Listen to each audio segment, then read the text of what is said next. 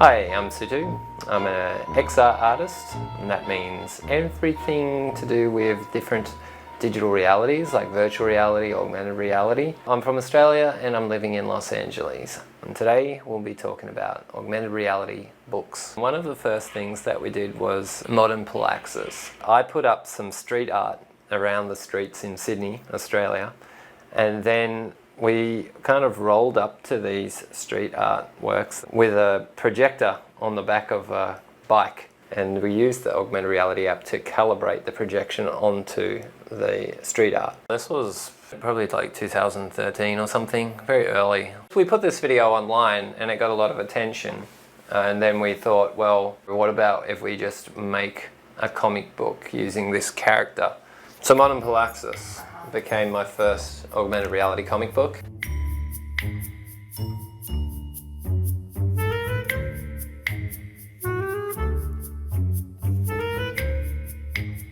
It's the story of a paranoid time traveler. The book is set out like his own private diary.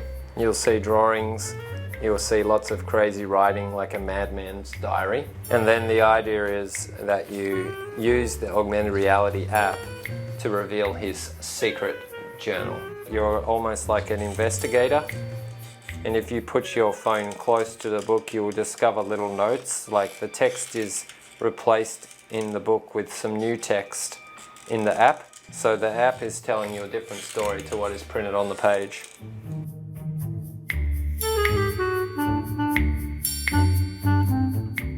The character is convinced that there is another dimension that's overlaying our reality, and in this dimension there are forces that are manipulating us and changing the trajectory of our lives, and so he is determined to expose these forces.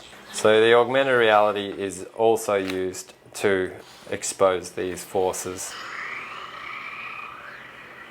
You got your bubbles. See, he's still interested in bubbles. He doesn't care about the technology. That's his bubble wand. Yeah, come over here, man. Stella, come here. I want to show you something. I'll put the book here. Look at those little guys jumping around. No, you can't touch it. I think augmented reality is a great tool as an extension to a traditional book because it has this ability to unlock other layers of narrative. Showing on my books. As a storyteller and also as an enthusiast of sort of technologies, I like that we can break the convention of traditional storytelling with a device like this. Not only are we adding a layer, we're adding animation, we're adding audio, changing the text that's printed on the page. And I like playing around with that aspect of it. You know, I like challenging the reader. When I finished Modern Polaxis, I got a lot of emails asking, how did you create that? I decided to release a tool to allow people to create their own augmented reality art, and to kick off that tool, I created Prosthetic Reality.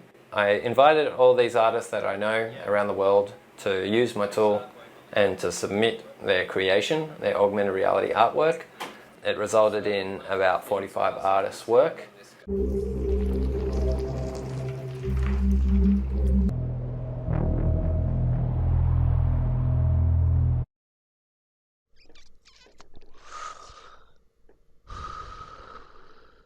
Well, the thing I love about the book is all the artists have their own style, and then you get surprised by how they use the app to bring that artwork to life.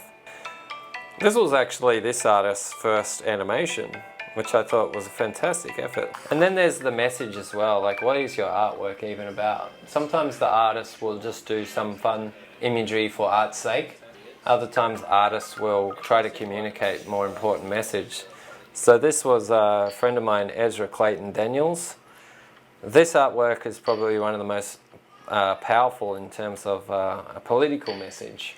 These are African American slaves being auctioned off. And then you look at it in AR, and suddenly we jump to the present, and these are African American men in orange jumpsuits, and they're being sent to prison. There's a lot of discussion in contemporary politics today about the prison system being a modern day slave labour. I thought that was very clever message, very clever and like use of augmented reality to jump 100 years in time to point out very literally in a few seconds this this dichotomy of progress.